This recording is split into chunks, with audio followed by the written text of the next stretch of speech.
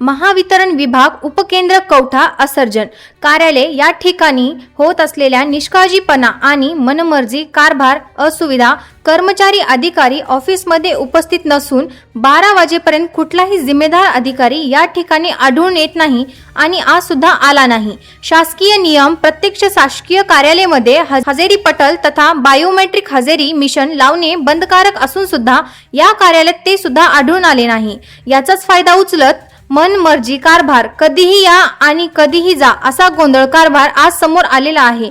शिवसेनेचे social media जिल्हा प्रमुख तथा पत्रकार शिवकुमार काळे यांनी संबंधित अधिकारी यांना फोन करून जा विचारले असता केव्हाही मी फील्डवर आहे, मी बाहेर आहे, मी इकडे आहे, तिकडे आहे असे उडवाउडवीचे उत्तर देऊन काढता पाय घेत हात काढून घेण्याचे काम महावितरण कार्यालय जुना कवठा असर्जन या ठिकाणी आपल्यास बघण्यास मिळाला आहे।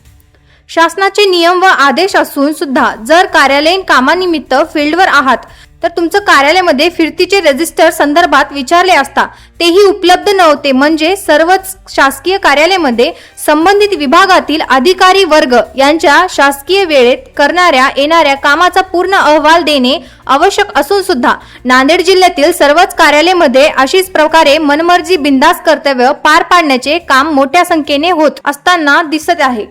सर्वसामान्य वीज ग्राहकाचे वीज बिल भरमसाठ येत असून त्या संदर्भात तक्रारी वाढत चाललेल्या आहेत। फक्त अर्ज भरून घेणे आणि त्या संदर्भात किमान 4 ते 5 ठिकाणी वीज ग्राहकांना महावितरण कार्यालयाच्या चक्रा मारायला लावणे हे असा प्रकार सर्व महावितरण कार्यालयात सुरू आहे। या संदर्भात कुठल्याही प्रकारे योग्य ते उत्तर मिळत नसून उलट ग्राहकांना कर्मचारी अधिकाऱ्याकडून उधळपट्टा अरेरावीची भाषा वापरून वर्तणूक देत असल्याचे दिसून आले आहे। योग्य त्या सुविधा आणि योग्य ते समाधान वीज ग्राहकांना मिळत नाही असं स्वतः वीज ग्राहक यांनीच आपल्या प्रतिक्रिया देत सांगितले आहे। तसेच शिवसेनेचे जिल्हा प्रमुख तथा पत्रकार व सामाजिक कार्यकर्ता शिवकुमार काळे यांनी सर्वच वीज ग्राहकांना या संदर्भात तक्रारी करून बिनधास्तपणे आवाज उडवण्याचे सुद्धा आवाहन केले आहे। सर तुमच्या अडचणी काय? अडचणी काय म्हणजे काय अडचण आली तुम्हाला? मी न्यूजला पाठव। तुम्हाला जास्त बिल आले का? जास्त बिल मग ते सांगा ना। जास्त बिल आलं, थोडं रीडिंग वाढली जास्त, त्याच्या बिलामध्ये जास्त आलं, मीटरवर थोडं रीडिंग कमी आहे। अच्छा, त्याच्यामुळे बिल जम्पिंग झाले? किती वेळ झाले? है ना? बिल किती येतो अगोदर? 300-400 बरोबर। आता किती यायले? त्याच्यानंतर 3-4 पट वाढून यायले का नाही? तेच त्याच्यासाठीच विचारणार। तुम्ही म्हणता बोलताय ना, या ठिकाणी एकही असा जिम्मेदार अधिकारी या ठिकाणी उपस्थित नाहीये। खुर्ची खाली 12 वाजत आलेले आहे। शिकवय ना भाऊ, तू नाव? अभिजित कांबळे। या ठिकाणी बघू शकता तुम्ही, एकही असा जिम्मेदार अधिकारी या ठिकाणी उपस्थित नाही। लोकांच्या तक्रारीवर तक्रारी येत आहेत। तुमची तक्रार आहे? 3 महिन्यापासून 2500 रुपये बिल। हा, चार जण राहतात। 10 वेळेस तिकडे जा, ते ऑफिसला द्या, ऑफिस बदलले, काही ताळमेळ नाही ना, काय नाही। किती वेळ चक्रा मारला, सायकलवर आलो। अरे कुठून आलं? कवट्याहून एमआयडीसी ला गेलो, एमआयडीसीहून इथं आलो, सायकलीवर आलो साहेब। अच्छा, काय आता याची पोझिशन आहे बघा। तुमची तक्रार काय? तक्रार म्हणजे 2500 रुपये बिल होता, त्याच्यानंतर 1500 आलं, नंतर 1600 आलं। माणसं 4च राहतात तिथं घरी आमच्या। बरं काय, आणि आम्ही मजूर आहे, काम करून खाणार। बरं, तर त्याच्यामुळे लाईट बिल मध्ये एका दिवस आत्महत्या करायची वेळ येईल। अच्छा, भरमसाठ लाईट बिल तुम्हाला येत आहे? बिलकुल भरमसाठ आलं आणि तक्रारीचं निवारण होत नाही? काहीच नाही होत साहेब, बिलकुल काहीच नाही होत। हे सर साहेबाला दाखवलं आता। सर नाव काय तुमचं? गणेश जाधव। तुमचं म्हणजे इथं काय कार्य आहे? मग पद काय सर? विद्युत सहाय्यक। धन्यवाद।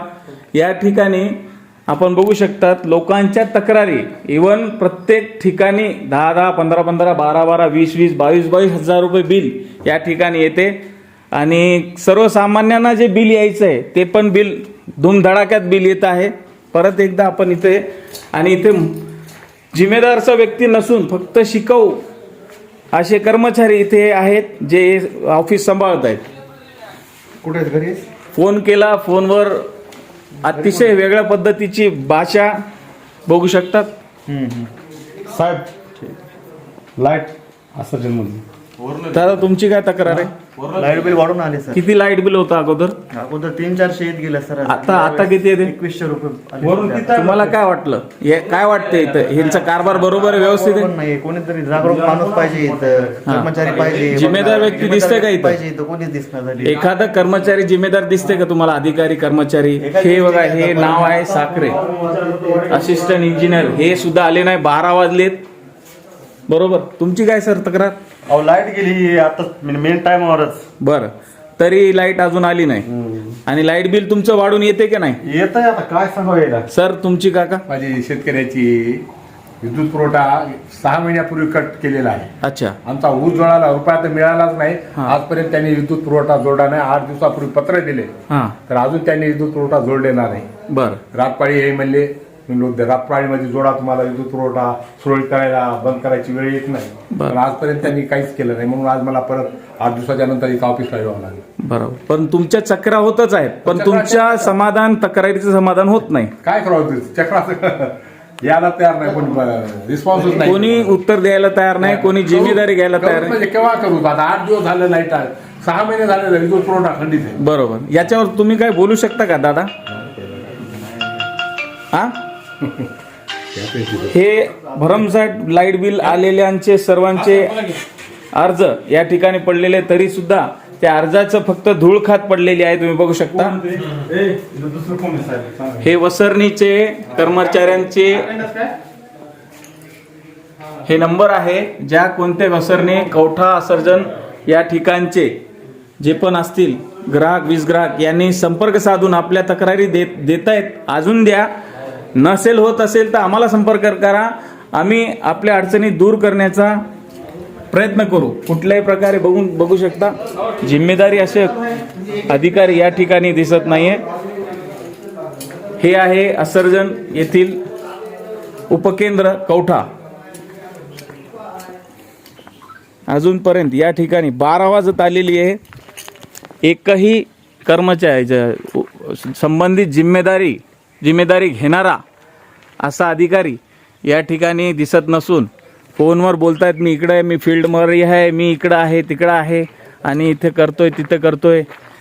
माहिती नाही कुठं काम करत आहात. काम करत असाल तर तुमची फिरतीची रजिस्टर असायला पाहिजे. या ठिकाणी ते पण उपलब्ध नाही आहे. तुम्ही बघू शकता. आणि अनेक ग्राहक, वीज ग्राहक या ठिकाणी येऊन तक्रारी देऊन जातात. तक्रारी फक्त लेखीवर घेतात, परंतु त्या तक्रारीचं समाधान करणं या ठिकाणी विद्युत पुरवठा विभागाच्या अधिकारी कर्मचाऱ्यांकडून होत नाही. हे अनेक वेळा दाखवण्यात आलेलं आहे. तरी हे व्हिडिओ काढण्याचा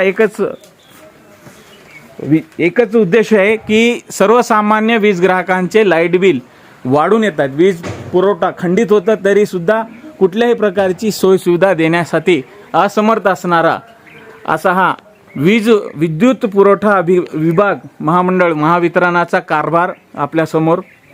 जाऊ दे कशाला सगळ्यांना बोलवलं होतं आम्ही. तुला बोलायचं घ्या मी तुला भाऊ मी दादाच म्हणतो की दादा मग तुम्ही काय करा. भाषा कशी आहे तेच बघा की तुम्ही आता तुला बोलायला ग्राहकांना सुद्धा अशा पद्धतीने या ठिकाणी भरपूर चांगल्या पद्धतीची भाषा वापरतायत कर्मचारी सुद्धा. जा विचारायला गेलं तर तुम्हाला अरे रावीची भाषा करतात. बरोबर आहे काका?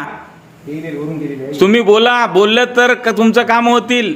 आम्ही आमदार साहेबांचे प्रतिनिधी म्हणून आलो इथे, बोंडारकर साहेबांचे, आणि पत्रकार म्हणून एक शब्द तुम्हाला प्रश्न विचारतोय मी.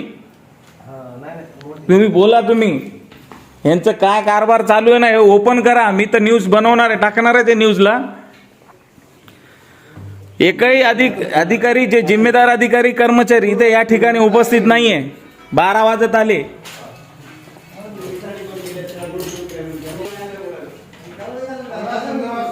मी साईडवर होतो. अच्छा, बर. म्हणजे तुमची ड्युटी चालू झाली. बरं. नाही, इथं कोणी दिसलं नाही म्हणून तुम्हाला मी व्हिडिओ काढून विचारतोय, कारण हे माझा अधिकार आहे. बरोबर. आणि त्यावेळेस आणि दुसरी गोष्ट, आता हे एवढे हे कर्मचारी आहे, म्हणजे सॉरी, जे विद्युत पुरवठा ज्यांना मिळत नसून योग्यरित्या हे लोक आलेले तक्रारी, ह्यांची तक्रारी निवारण करा असं आम्हाला तुमचं विनंती आहे आणि आपण सुद्धा सहकार्य करावे अशी आमची विनंती आहे. बस बाकी आमचं काहीच नाही. तुमचा काय होता मीटरचा प्रॉब्लेम?